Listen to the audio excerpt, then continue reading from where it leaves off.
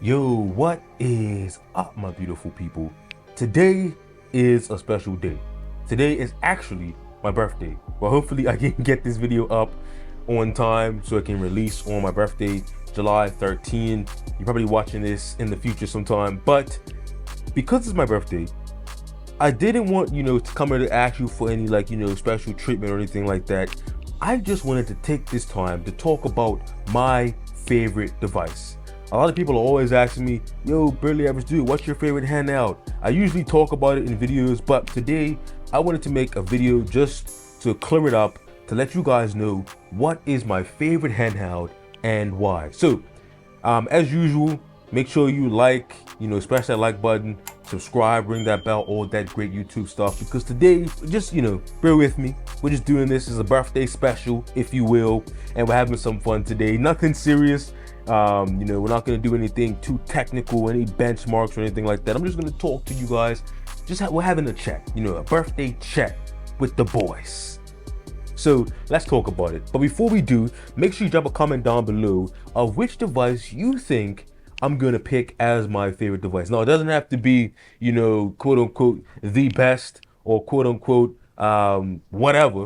It's just my personal favorite. Leave a comment down below, and whoever gets it on the first try is going to be entered to win a special prize. So 5, 4, 3, 2, 1. Leave your comment down below, and 0. Okay, everyone stop.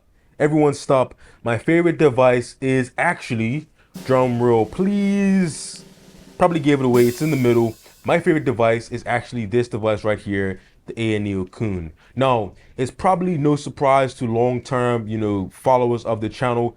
Every time I get a chance to let you guys know that the Kun is my favorite, I make sure to let you guys know that the Kun is my favorite. Now, you may be wondering, why on earth would the ANEO Kun be my favorite device when I have all these other devices? So we have the Steam Deck OLED, right? Limited edition with the special orange accent. We have the limited edition. We have the Legion Go. We have the ROG Ally. We don't have the ROG Ally X yet at the point of this video. So we have all these handhelds here. Why would the ANEO Kun be my favorite? We have devices like the One X Player X1, the amazing GPD Win Mini. We got the GPD Win 4 over here. We even have the GPD Win Max 2 all the way here at the top of the screen. It can't really fit. It's too big, so we have it over here on the side, peeking its little head in. One X Fly, one of my favorite small devices. It actually is pretty good. So we have all of these devices. Why on earth would the ANEO Kun be my favorite device? If I have so many devices to choose from, the ROG Ally with the 120 hertz VRR, the Legion Go with the 8.8 inch 144 hertz display, the Steam Deck OLED with the amazing OLED anti-glare screen. Check that out. Check that anti-reflective coating on there. Every other device, you see that glare. Check this out. This was my old favorite. Check out the glare on that. You can see the camera clearly. But on the OLED Steam Deck, you don't really get that. Why would I pick the ANEO Kun over all of these amazing and not so amazing devices? Well, there's 5 reasons. 5 reasons the ANEO Kun is still my favorite device, even after about a year, I think, so far of having it. Now, reason number 1 is going to be one of the main factors I consider when, picking a handout to be my favorite, my go-to, is the ergonomics. So this is the ergonomics section. Now, the ergonomics on the ANEO Kun is actually amazing. Check out that nice grip here. Feels good in the hands. Look at that, a lot to hold. It does actually feel good. You notice I have some little grip tape on here. That's just to give a little bit more texture. Doesn't really improve the ergonomics, but it does improve the actual texture and grip, just so there's a little bit of friction on the skin there. If you have oily hands, you want a little bit of grip, so that's what that does. Doesn't really affect the ergonomics, but it does improve the grip. No, the ergonomics feels amazing. Now, I have pretty large hands, as you can see here. My hands are pretty large. That's a blessing and a curse. So I tend to lean towards devices that are larger and they have ergonomic grips. And the ANEO Kun is one of the most ergonomic devices that I've ever tested, if not the most ergonomic. Now, I will admit, the most ergonomic device that I've ever tried is actually this, the AOK Zoe A1 Pro, and this was my favorite for a while. Check out this giant grip here. I have the grip tape on there as well, just for a little bit extra grip. Check out the huge grips on this device. This device has the best grip to body ratio of any device. It feels great in the hand. 8 inches. It's a great grip and great ergonomic experience, but it has been dethroned by the Neo Kun because the ergonomics on this device just feel amazing. The controls are in the perfect spot. My hand isn't too cramped. My thumb feels comfortable going from the stick to the button. Everything feels comfortable. Now, I will say the pause button isn't the most comfortable going from the stick to the pause button, but I have remapped these buttons up top to be the pause and select button, so everything is good in that regard. All of the controls, everything just feels good as far as the ergonomics go. Now, going from ergonomics to controls, that's the second reason this is my favorite handheld to date. The controls just feel amazing. We have these giant full Xbox sized joysticks. No, these are actually the best joysticks that I've ever tried on any device, and it really is the best. I've tried every device, the Legion Go, the Steam Deck. These devices all have great sticks. Like the Steam Deck has great sticks. The ROG Ally has good sticks, a little loose in my opinion, but they are still actually serviceable. And then every other device has like small joysticks. The GPD Win Mini, very small joysticks. Definitely not the best. And then we have the same sticks on the GPD Win Max 2, same joysticks on the Win 4, but since they're not, recessed as much as the Win Mini, they actually have a little bit more travel than the Win Mini. The sticks are amazing when you're Hall effect sticks. They feel great. Everything as far as the controls go on this device just feels amazing. The buttons feel great. Well, perfect joysticks. There's no drift. There's no like magnetism on the sticks. It doesn't like snap like some sticks, like low quality sticks, they usually like snap to one direction as you go around. You can't get like a perfectly smooth circle, but these joysticks, they move perfectly. There's no snapping or anything like that. Everything on this just feels great. We have 4 buttons in the back, but you notice they are much smaller. Now, one thing that a lot of people talk about, love it or hate it on the back buttons, the Steam Deck also has 4 back buttons. They are much larger, but for some people, they say there's accidental presses, especially on the ROG Ally. I do hear a lot of people saying that the back buttons do have accidental presses. Now, I have never accidentally pressed the back buttons, but I could see how you may accidentally press it while gripping the device, very tightly. You may accidentally press it. So there are actually add-ons where you can replace these buttons with like flat buttons. And the Neo Kun has those flat buttons already built in. So as you can see here, it has these flat buttons. They actually do feel very good. They are very clicky. I don't know if you can hear that, but they are very clicky. Hopefully you can hear that. They feel very good, very tactile, and I've never actually like clicked them on accident. So all the controls on this feel amazing. The triggers feel great. They have a nice bit of tension and rebound for tactility. The bumpers, they're not like clicky, but they feel just satisfying to press. Now, I'm not trying to oversell this. I'm just telling you my own experience. And then we also have these trackpads here. Now, the only other device with 2 trackpads is the Steam Deck. Now, I will have to admit that the Steam Deck trackpads are technically better for gaming, especially how you can program them. But for a device with 2 trackpads, it is great for navigation. You can technically use this in games. You can map this to be, different things for games. I use it in games sometimes, but I usually just use it for navigation. Having 2 trackpads for navigation of Windows is definitely a plus. But I would just say that the controls feel good. Now, this D-pad does get some hate, but I actually do like this 8-way D-pad. I'm always able to get the direction that I need to go, and I can go between them and get the diagonals. Now, it may be not, your preference, but after using like every device, I will say that this D-pad is not the best, but it is definitely usable, and it does actually feel good if that's your your preference, and I do actually like it. So the ergonomics are great, the controls are great, and the other thing that's great is also the display. No, the display on this device gets a lot of hate, and I probably sound like someone that's trying to oversell it, but the display on this handheld is actually amazing. No, it's not 90 hertz like the Steam Deck OLED. It's not 120 hertz like the ROG Ally. It's not 144 hertz like the Legion Go. It's just a measly 60 hertz. Oh no, only 60 hertz. No, I've played on 90, I've played on 120, I've played on 144 hertz, and playing on 60 is still enjoyable. Now, is it better to have more? Of course, as gamers, we always want to have more. But if I'm getting a lock 60, it's still an enjoyable experience. And I will say, the only games that really hit 120 are like indie games. For example, if I'm playing Hades 2 on the, on the Anio Kun, if I'm playing Hades 2 or some indie like that, if I'm getting a lock 60, I'm not complaining. It still feels smooth. The animations are still smooth. The gameplay is still smooth. It's still fun. It's not like I'm getting twice as much fun if I have 120 hertz if I'm playing an indie game like Hades 2. Now you may say that VRR is a benefit. Now VRR does benefit those games that have a lot of fluctuation in frame rates, but my goal is usually to get a steady frame rate. So I'm usually aiming to have settings that have a steady frame rate. Now it is a benefit to have VRR, I will admit that. But the screen is definitely still great. We have an 8.4 inch 1600p display. This display is actually the brightest and most contrasty, saturated, high quality LCD screen that I've ever seen on a handheld. Let me put this thing at the 100% brightness and you see just how bright this thing is. Look how bright this thing is, blowing out the camera. I have to turn this thing down so low just for it to not be overexposed in the camera because it's so bright. And the colors and contrast on this screen are actually amazing. Now, I'm not trying to sell you on this device. I'm not trying to tell you, oh, it's the best screen, go out and buy it. No, I'm not trying to convince you to buy it.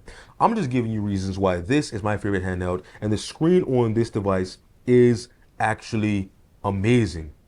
Now, it's really hard to capture like the screen quality on camera, but the display on this device really is one of the best LCD panels that I've seen on a handheld. Like the colors, the contrast. Keep in mind, this is at the lowest brightness because it gets so bright that it really blurs out my camera. Let me turn the brightness up to 100% and look at how it just blurs out the camera.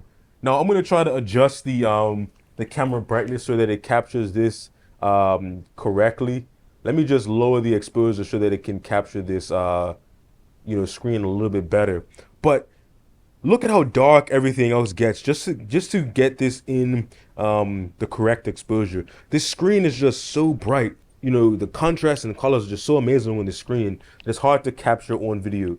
Now I'm going to go back up to a reasonable exposure. But just know that this screen gets really bright and the colors and contrast are like the best on any LCD panel, and it really is amazing. So the screen is like the third reason why I really do like this device here. Now, the fourth reason I like this device is the performance. Of course, it's a gaming device. It's not just here to feel good in the hands and look pretty. It's actually here to be a gaming device, and the performance on this device is actually top notch. This has the 7840U, so we know what to expect. It has 32 gigabytes of RAM, so it's obviously going to be up there with the rest of the 7840U devices in this same sort of caliber, but the performance is great. At this point of recording this video, it's up there at the top of the pack. Even like the 8840U that's in the new GPD Win Mini that I have, it's only like 5% better in benchmarks. So it's not really losing out as far as the current generation. If you're watching this in the future, it may obviously be dethroned by future devices, of course, but at this point, July 13, 2024, this device is right up there in performance with the best of the best devices. The performance is pretty much the same at the top of the pack. Now it does do slightly better than the Legion Go and the ROG Ally. I will sort of equate that to having more RAM at the high end. So the AAA games that I play usually play better on the Anio Kun than they do on the Legion Go and the ROG Ally, but that's pretty much the same for any handheld at this point that has 32 gigabytes of RAM. It really does help, and that's why they added 24 gigabytes of RAM in the ROG Ally X. So having more RAM really does help on the top end as far as games go, as far as stability and peak performance. So performance is great on this. I don't need to show you any benchmarks. You know the 7840U with 32 gigabytes of RAM, what that looks like, and it's definitely a solid performer, and that's one reason I like it. And the fifth reason why the Anio Kun is my favorite device is the battery. Now, this device is obviously big. Check out how big and beefy this device is. It's obviously big, but look at it compared to the Legion Go. It's not really much bigger than the Legion Go. I don't even think it is bigger than the Legion Go. Look at it next to the Steam Deck OLED. It's not much bigger than the Steam Deck. Of course, it is wider than the Steam Deck OLED, but it's not much longer than the Steam Deck OLED. And this has a 75 watt hour battery. The Legion Go has like 49 watt hours. The Steam Deck OLED has 50 watt hours. The ROG Ally Original has 40 watt hours, way too small. But this has the biggest battery of any handheld before the ROG Ally X comes out, which has 80 watt hours. This has 75 watt hours. So for like a whole entire year from when this released, it had the largest battery on any handheld, only to be surpassed by the ROG Ally X with only 5 watt hours larger. So we go from 80 watt hours to 75 watt hours. I think it's like maybe 7% different. I'm not doing math right now. It's my birthday. It's like 5 to 7% different than the ROG Ally X. So it's still a lot. The battery on this device is still amazing. Don't forget that the ROG Ally, at the peak, it's pushing 120 hertz. This is only pushing 60 hertz. So maybe it's a blessing. I don't know. I'm going to put it to the test versus the ROG Ally X when it comes at 60 hertz versus 120 hertz. And I may do it at 60 versus 60, but I don't run the ROG Ally at 60 hertz because if I have 120, I'm going to use it. So you may say it's not a fair test, but it's not here to be a first test. I'm just going off my experience. And the device here, the battery is amazing. At this point in time, it is top of class, and it's the biggest battery, or it was the biggest battery when it handheld for an entire year. And 75 watt hours is still an amazing battery size. A lot of people said, oh, it's not worth it, just got a battery bank. But when the ROG Ally X comes out, everyone praises it, saying, oh, it has such a big battery, No one said just get a battery bank. So, I'm not going to accept when someone says, oh, just get a battery bank. It's built in, so you don't have to get a battery bank. And people also say that this device is overpriced. I don't think this device is overpriced. It is expensive, yes, but I don't think it's overpriced for what you get. No, the ROG Ally X cost me $868. That's how much it costs. $799, $69 in tax. Don't say it. $69 in tax, and for a total of $868. That's a 1 terabyte device. This came with 2 terabytes, and it was around, like, I think it was a little bit under 1100. So you pay like 200 more. This has 32 gigabytes of RAM versus 24. You have a 2 terabyte SSD versus a 1 terabyte SSD. You have a larger screen of a higher resolution. You have more ports. So you do have 2 USB 4, but you also have a USB A. Now, the ROG Ally X only has 1 USB 4. The other one is USB 3.2. This actually has 2 USB 4 ports. So take that. Also has the ability to add 4G LTE. So you can actually put a SIM card in here and get 4G LTE service no matter where you go. That is definitely a feature. You may not consider it to be a selling point, but the ability to add 4G LTE in a handheld, that's just an amazing feature if you ask me. So that's 5 reasons why the ANEO Kun is my favorite device. Now, I'm not saying that you should buy it. I'm not saying that it's worth it for everyone. I'm just telling you, like I said, we're just having a chat. I'm just telling you why the ANEO Kun is my favorite device after trying every device on the market. The only device I don't own right now, main device, is like the MSI Claw. But you saw the videos I made on that. I bought it. It was garbage. I sent it back. I still have the Intel Ultra 7 155H in the One X Player X1 now. I'll let you guys know right now, the Intel drivers are still garbage. I'm on the latest drivers on this. It's still bad. The performance still doesn't even match the 7840U at like 15 watts. At 15 watts, this still loses at 25 watts. It's just crazy. Performance is not there. The drivers are not there. The Intel Ultra 7 155H is a fail in my opinion. They need to come harder on the next generation. I've done all the updates and it's still bad. With that being said, I've tried all the devices. I'm not like trying to sell it to you. I'm not trying to say it's the best for everyone, right? I'm just telling you from my experience why it is my favorite device. Now, leave a comment down below what's your favorite device and why. Also, leave a comment down below telling me why the ANEO Kun is not the best. I want to hear every perspective. We can go back and forth in the comments. It's my birthday. Come on, let's chat. Anyway, leave a comment down below. What's your favorite device? Also, let me know, you know, if you want to see any specific videos on all these devices, let me know. Like I said, you guys, I'm not A&E doesn't pay me to make this video.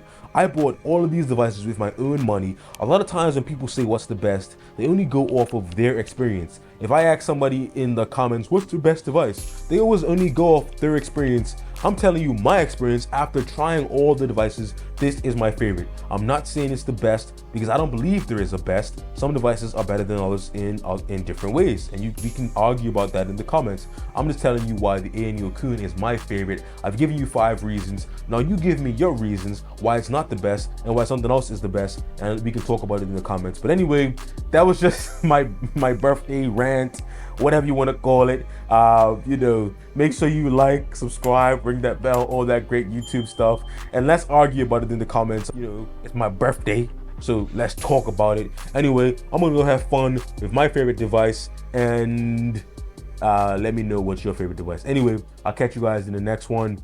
Peace.